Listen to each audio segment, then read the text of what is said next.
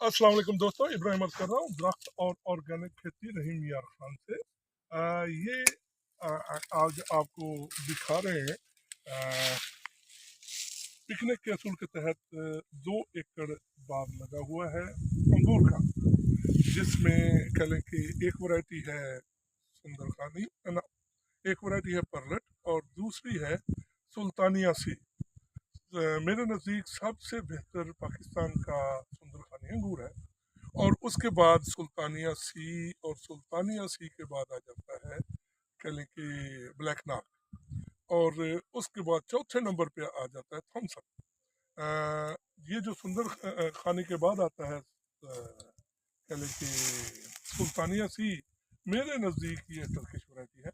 बहरहाल ये जहाँ से भी है बहुत अच्छी, बहुत टेस्टी है। इसकी आज हम कर रहे हैं प्रूनिंग, और उससे फिर हम बनाएंगे कल में।